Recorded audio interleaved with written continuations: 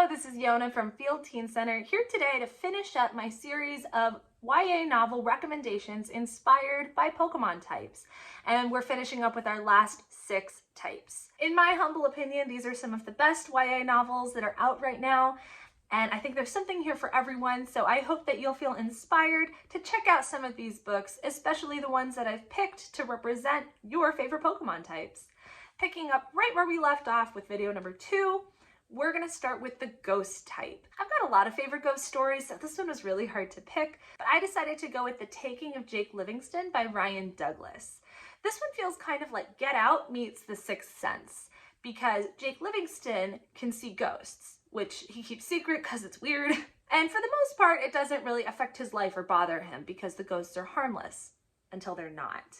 So he's dealing with the paranormal and with some very stressful school stuff because he's one of the only Black students at this very intense private prep school, which has a lot of like racial baggage. And this novel is gay. Next up, we've got the ice type, and I have picked out for you Girls Made of Snow and Glass by Melissa Bashardoust.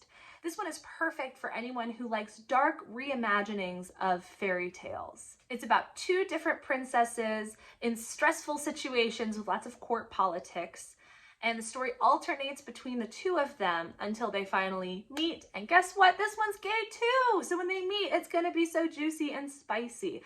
But one has become the unwilling ruler of the southern lands where there's lots of snow, and the other literally has a heart made of glass. It's giving Snow White, it's giving Melissa Albert's The Hazelwood. It's a lot of fun. Next up is Poison type. Again, I had a lot of choices here, but I finally decided on Wilder Girls by Rory Power. This is another dark academia story, so it pairs well with The Taking of Jake Livingston, but in this one, instead of ghosts, this all-girls prep school has kind of fallen apart because it has been infected with the tox, which is this mysterious disease that kills some people and just transforms others. All of the girls in this school are sprouting scales and gills and extra hearts or other weird things, and they never really know how the next wave of the disease is going to affect everyone, who will survive, and what to do in the meantime because they've been quarantined away from the rest of the world, which means they have to ration food until the food just stops coming altogether. Once again, this is a sapphic story, but it's also just a story about what girls are like, ranging from generous and taking care of each other to like really rough and tumble and ready to throw down, maybe even more so than people are willing to give girls credit for. This one is dark, has a lot of body horror, but it's written so beautifully. It's so worth the read. Next up, we've got the flying type, and I've chosen Skyhunter by Marie Lu. Marie Lu does a lot of dystopian sci-fi stories, and this one is no different, but this one has a more techie, aeronautic, spacefaring vibe than some of her others. It's also got these beautiful covers. In Marie Lu's work, you can expect to find things like seedy bars and enemies to lovers, rivals, lots of drama and tension between characters, and also lots of government conspiracies. So if those sound like things you like, you should definitely check out Skyhunter. It will make you want to join a team and fly the skies together. Speaking of dystopian stories, for our ground type, I have chosen Dustborn by Erin Bowman. This one is set in this kind of desert apocalypse scape with lots of dust storms, kind of Mad Max vibes. And the main character has a map tattooed on their body that leads to a safe place with water.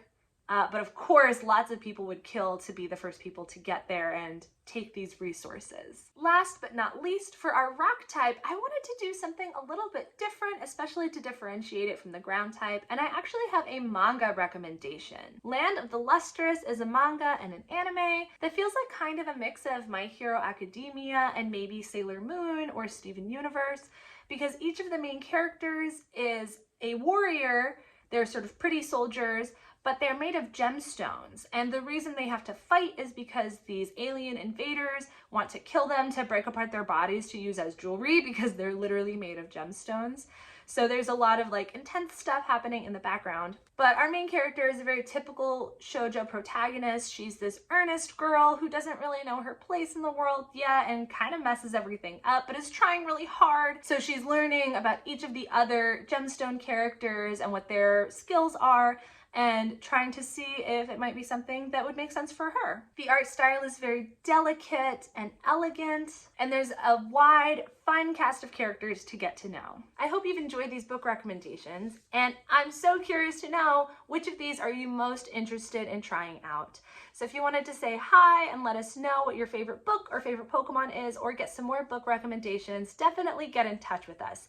You can DM us on Instagram, you can email us, and of course you can always visit us in person at Field Teen Center. We are located on the ground floor of Parkway Central Library at 1901 Vine Street, and we're open Monday through Friday from 1 to 5 p.m. These hours can change from time to time, so for the most up-to-date information about our hours and any special events, be sure to follow us on social media and check our website. You can also find all of that information in the description box. Thanks so much for watching, and I hope you find something great to read.